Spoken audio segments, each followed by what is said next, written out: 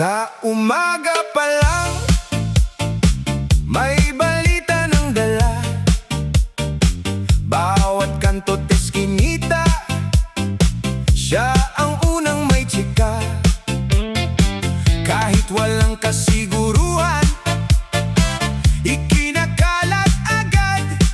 Kaya maraming nasasaktan at pagkakaibigan ay nasisira. Sandali lang, isipin muna bago magsalita at magparinig sa iba. Mas mabuti ang katotohanan kaysa tsismis na walang patutunguhan. Marites ng bayan, tigilan ang usapan. Hindi lahat ng narinig ay dapat ikalat lang. Mas maganda ang puso kung puno ng kabutihan. Respeto at pagmamahal ang tunay na kayamanan. Marites ng bayan, pakinggan mo naman. Mas masarap mabuhay kung walang sinasaktang damdamin. Bawat kwento'y nadaragdagan habang ipinapasa sa iba't ibang tahanan. Ang maliit na usapan, lumalaki biglaan, hanggang ang totoo'y hindi na malaman.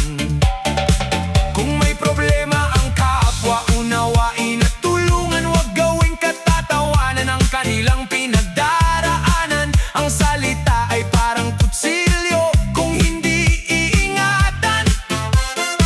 Ngunit pwede ring maging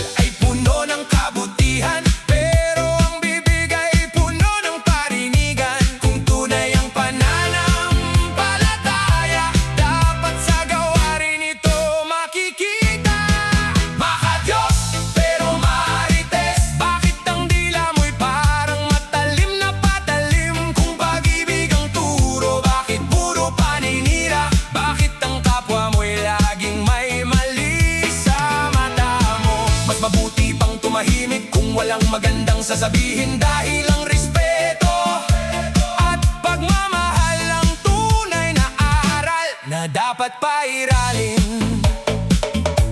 Hindi mo alam ang laban ng bawat isa, ngunit ang kwento nila ay ginagawa mong palabas. Isang salita mo'y maaaring makasugat, at habang ikaw ay natatawa, may pusong umiyak. Hindi sukatan ng haba ng panalangin kung ang ugali ay hindi marunong umintindi. Ang tunay na pananampalataya ay may kababaang loob, hindi naghahanap ng mali para lang may maikwento.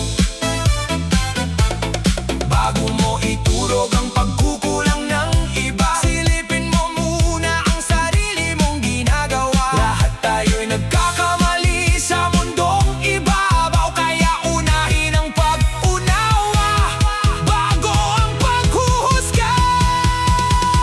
Makadiyos pero marites, ang mabuting puso ang mas mahalaga kaysa ingay ng bibig. Kung nais mong maging ilaw sa kapwa, magdala ng pag-asa, huwag ng tsismis at paninira. Ang tunay na pananampalataya'y may pagmamahal, hindi nananakit ng dangal at pangalan. Kung may narinig kang kwento, hindi lahat ay kailangang ipagsigawan. May mga lihim na dapat igalang, may mga sugat na hindi dapat dagdagan. Ang taong mapagmahal, marunong manahimik kapag walang katotohanan ay hindi nakikisali, dahil ang bawat salitang binibitawan ay may balik din sa sariling buhay. Makadiyos pero marites, panahon ng baguhin ang nakasanayan. Mas piliin ang kabutihan kaysa tsismisan, mas piliin ang pag-unawa kaysa panghuhusga. Ang tunay na lakas ay nasa mabuting puso, at ang tunay na pananampalataya ay makikita sa gawa, hindi lang sa salita. Bago magsalita, mag-isip muna bago humusga. Umunawa muna, kung gusto nating gumanda ang mundo, simulan nating sa sariling puso.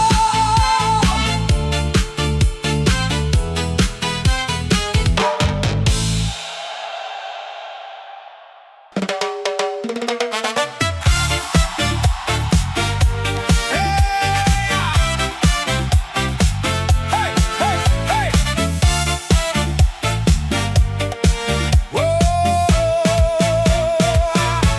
Sa bawat umaga may eksena sa kanto, may isang kumare na laging may kwento. Kahit hindi sigurado, parang laging sakto, basta may marinig, ikinakalat ng todo. May hawak na kape, may hawak ding balita, lahat ng dumadaan siya ang nagbabalita.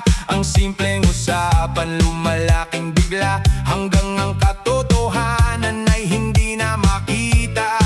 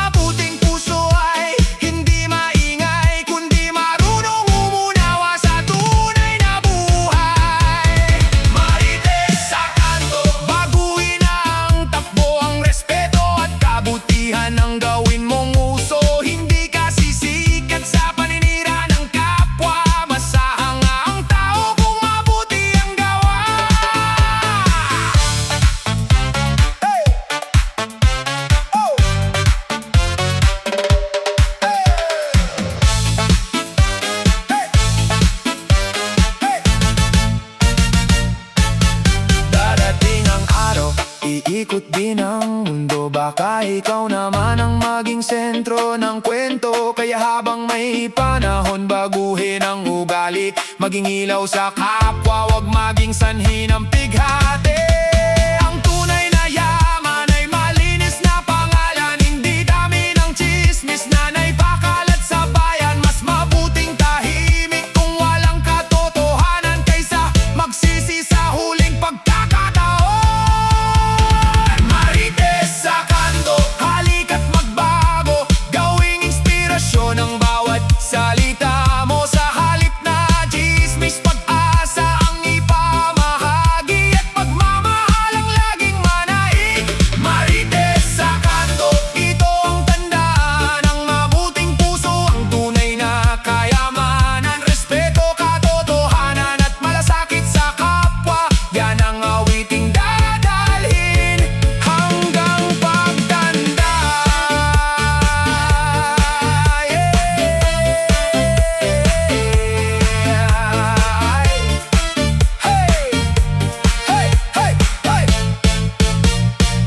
Hindi chismis ang magpapaganda ng pangalan, kundi kabutihan at marangal na pamumuhay. Kaya kung may kwentong hindi sigurado, ngumiti na lang at hayaang katotohanan ang magsalita.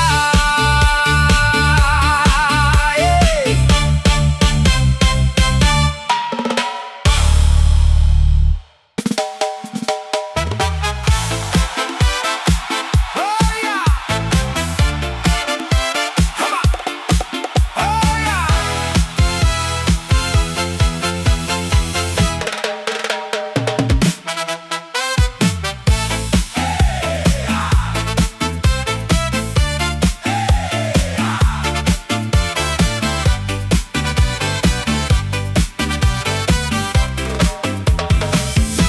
Pagmulat pa lang ng umaga, kape di pa ubos, may balita ng dala, tila ba'y may radyo sa dibdib.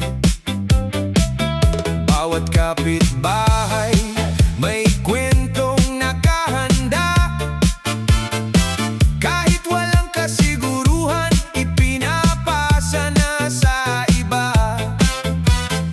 Sa tindahan, sa waiting shed, pati sa kalsada, ikaw ang unang nakapwesto.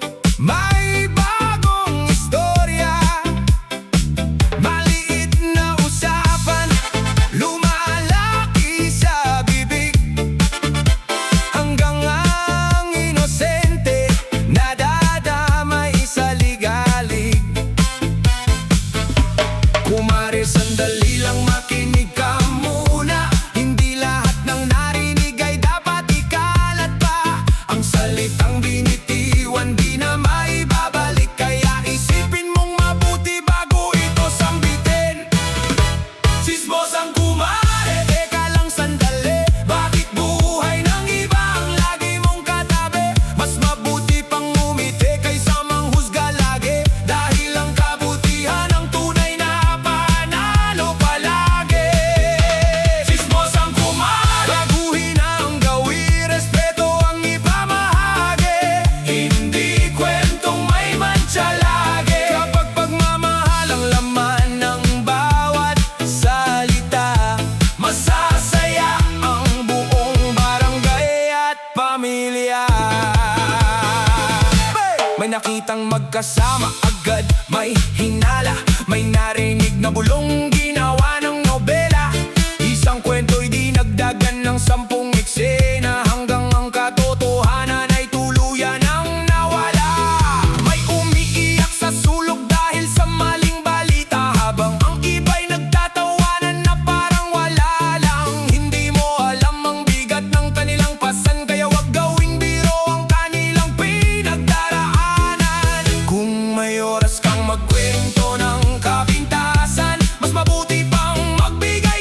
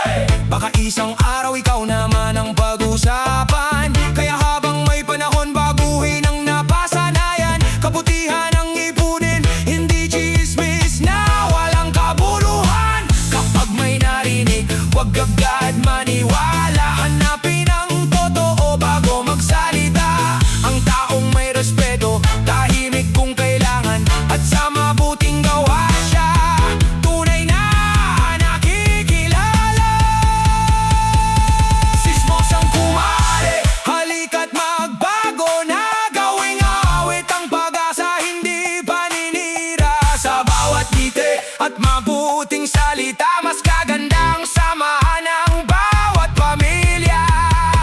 Chismosang kumare, ito ang tandaalang tunay na magandang pangalan ay hindi nakukuha sa chismisan. Pagmamahal, paggalang at katotohanan, yan ang awiting panghabang buhay ng sambayanan. Kung gusto mong maging bida sa mata ng masa, magdala ng kabutihan sa bawat umaga. Dahil ang taong may mabuting puso at gawa, siyang tunay na panalo sa mata ng may kapal at ng kapwa. Hey! Oh yeah! Oh yeah!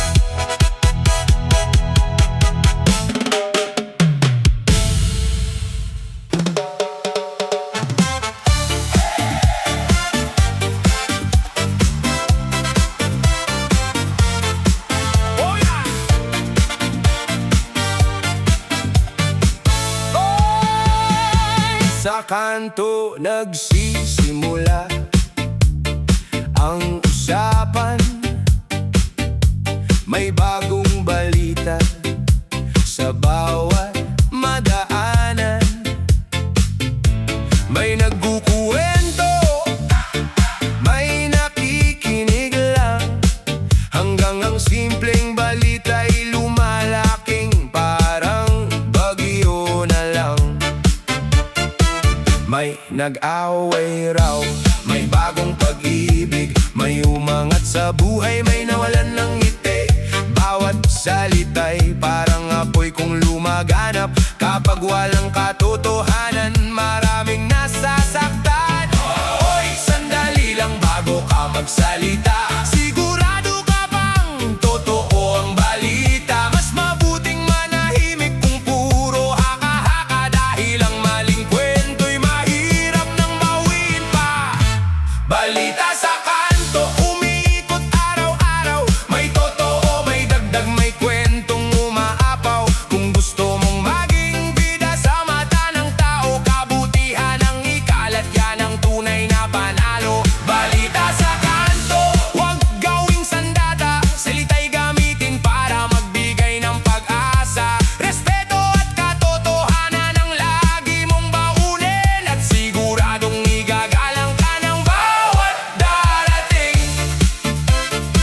May taong tahimik pero laging laman ng usapan. Hindi man lang nabigyan ng pagkakataong magpaliwanag, habang ang iba'y abala sa paghahanap buhay. May ilan na mga bala sa buhay ng ibang tao. Mas mabuti pang magtanim ng kabutihan kaysa maghasik ng intriga sa pamayanan. Ng mabuting pangalan ay kayaman ng tunay, hindi nabibili ng kahit gaano kalaking halaga. Kung may oras kang magkalat ng balita, mas mabuti pang magbahagi ng pag-asa.